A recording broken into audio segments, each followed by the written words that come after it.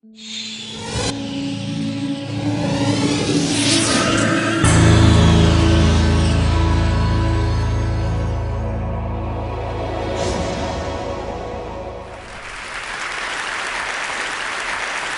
I am Michael Shermer, the director of the Skeptic Society, the publisher of Skeptic Magazine. We investigate claims of the paranormal, pseudoscience, and fringe groups and cults, and claims of all kinds between.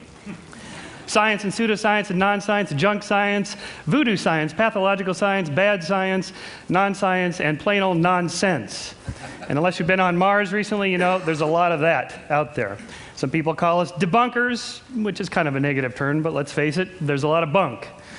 And we are like the bunko squads of the police departments out there flushing out. Well, we're sort of like the Ralph Naders of bad ideas, trying to replace bad ideas with good ideas. I'll show you an example of a bad idea.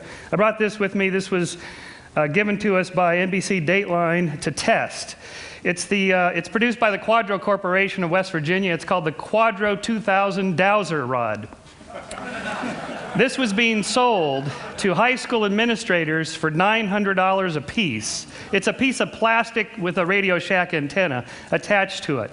You can douse for all sorts of things, but this particular one was built to douse for marijuana in students' lockers. So the way it works is you go down the hallway and you see if it tilts toward a particular locker, and then you open the locker. So it looks something like this. I'll show you. Well, it has kind of a right-leaning bias, so I'll show you. Well, this is science, so we'll do a controlled experiment. It'll go this way for sure.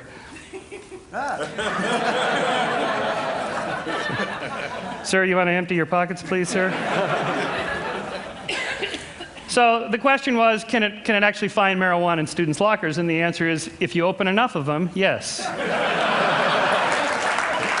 But in science, we have to keep track of the misses, not just the hits, and that's probably the key lesson to my short talk here, is that this is how psychics work, astrologers and tarot card readers and so on. People remember the hits, they forget the misses. In science, we have to keep the whole database and look to see if the number of hits is somehow stands out from the total number that you would expect by chance. In this case, we tested it. We had 2 opaque boxes, one with government-approved THC marijuana and one with nothing, and it got it 50% of the time, which is exactly what you'd expect with a coin flip model. So that's just kind of a fun little example here of the sorts of things we do. Skeptic is the quarterly publication. Each one has a particular theme. Like this one is on the future of intelligence. Are people getting smarter or dumber? I have an opinion of this myself because the business I'm in. But in fact, people, it turns out, are getting smarter. Three IQ points per 10 years going up. Sort of an interesting thing. With science, don't think of skepticism as a thing, or even science as a thing. Are science and religion compatible? It's like, is science and plumbing compatible? They're just two different things. Science is not a thing, it's a verb. It's a way of thinking about things. It's a way of looking for natural explanations for all phenomena. I mean, what's more likely, that extraterrestrial intelligences or multidimensional beings travel across the vast distances of interstellar space to leave a crop circle in Farmer Bob's field in Pucker Brush, Kansas to promote skeptic.com, our webpage? Or is it more likely that a reader of Skeptic did this with Photoshop? And in all cases, we have to ask, what's the more likely explanation? And before we say something is out of this world, we should first make sure that it's not in this world. What's more likely, that Arnold had a little extraterrestrial help in his run for the governorship, or that the World Weekly News makes stuff up? And part of that, the same theme, is expressed nicely here in the Sidney Harris cartoon. For those of you in the back, it says here, then a miracle occurs. I think you need to be more explicit here in step 2. This single slide completely dismantles the intelligent design arguments. There's nothing more to it than that. You can say a miracle occurs, it's just that it doesn't explain anything. It doesn't offer anything. There's nothing to test. It's the end of the conversation for intelligent design creationists. Whereas, and it's true, scientists sometimes throw terms out as linguistic place fillers, dark energy or dark matter or something like that. Until we figure out what it is, we'll just call it this. It's the beginning of the causal chain for science. For intelligent design creationists, it's the end of the chain. So again, we can ask this: what's more likely, are UFOs, alien spaceships, or perceptual cognitive mistakes, or even fakes? This is a UFO shot from my house in Altadena, California, looking down over Pasadena. And if it looks a lot like a Buick hubcap, it's because it is. You don't even need Photoshop. You don't need high-tech equipment. You don't need computers. This was shot with a throwaway Kodak Instamatic camera. You just have somebody off on the side with a hubcap ready to go, cameras ready, that's it. So although it's possible that most of these things are fake or illusions or so on, and that some of them are real, it's more likely that all of them are fake, like the crop circles. On a more serious note, in all of science, we're looking for a balance between data and theory. In the case of Galileo, he had two problems when he turned his telescope to Saturn. First of all, there was no theory of planetary rings, and second of all, his data was grainy and fuzzy, and he couldn't quite make out what it was he was looking at.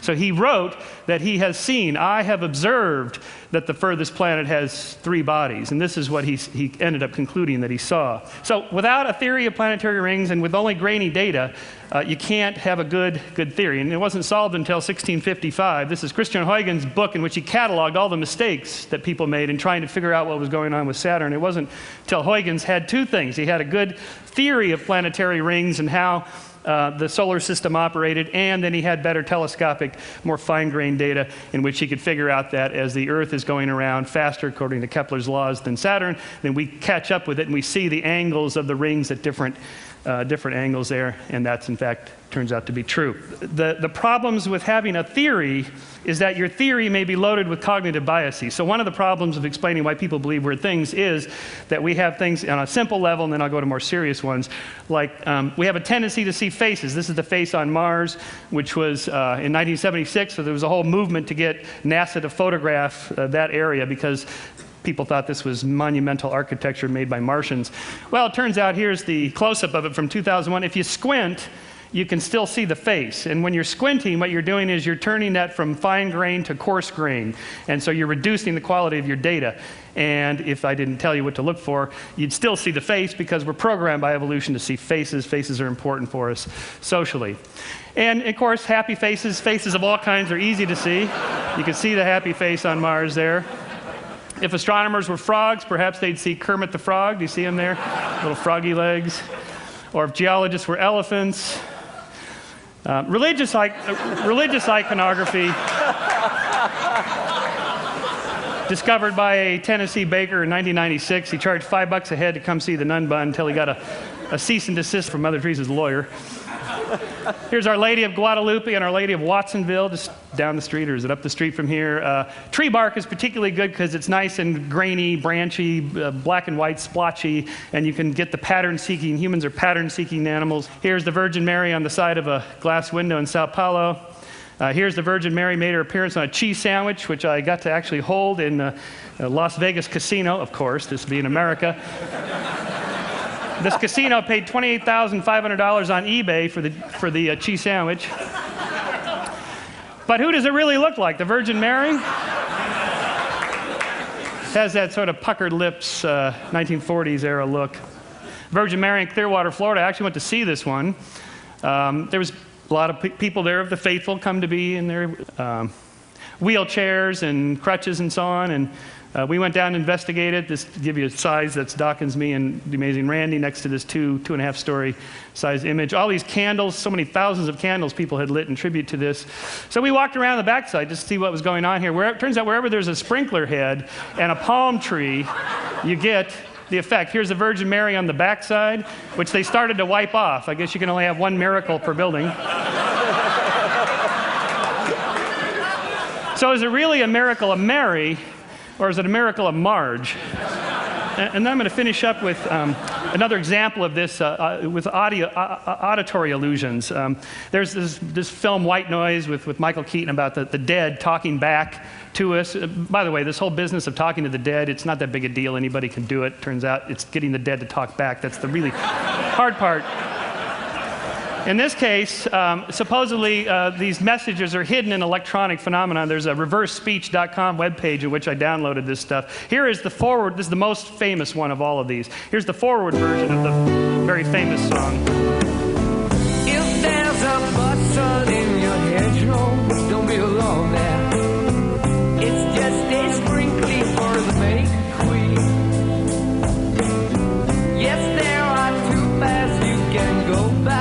but in the long run, there's still time to change the road you're on. Boy, can you just listen to that all day? All right, here it is backwards, and see if you can hear the hidden messages that are supposedly in there.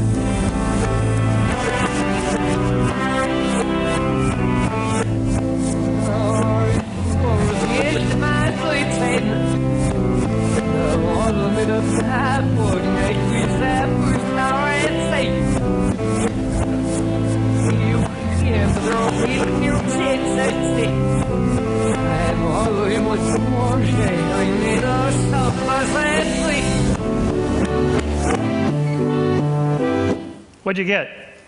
Satan. Okay, well, at least we got Satan. Now I will prime your auditory part of your brain to tell you what you're supposed to hear, and then hear it again.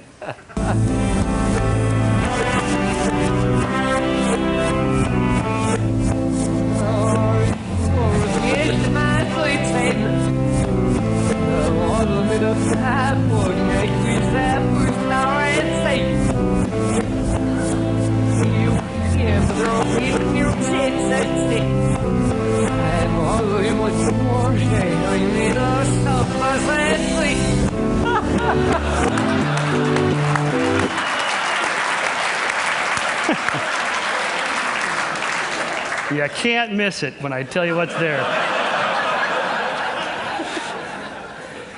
right, I'm going to just end with a positive, a nice little story about the Skeptics is a nonprofit educational organization. We're always looking for little good things that people do. In England, there's a pop singer, one of the top popular singers in England today, Katie Melua, and she wrote a beautiful song. It was in top 5 in 2005, called 9 Million Bicycles in Beijing. It's a love story. She's sort of the Norah Jones of the UK, about how much she loves her guy and compared to 9 million bicycles and so forth. And she has this one passage here. We are 12 billion light years from the edge. That's a guess. No one can ever say it's true, but I know that I will always be with you. Well, that's nice. At least you got it close. In America, it would be we're 6,000 light years from the edge.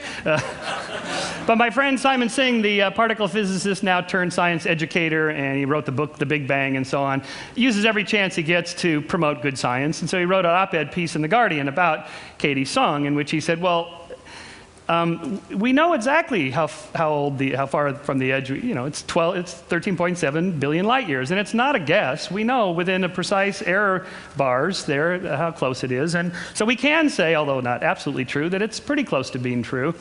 And to his credit, Katie called him up after this op-ed piece came out and said, I'm so embarrassed. I was a member of the astronomy club, and I should have known better. And she recut the song, so I will end with the new version. We are 13.7 billion light years from the edge of the observable universe. That's a good estimate with well-defined error bars.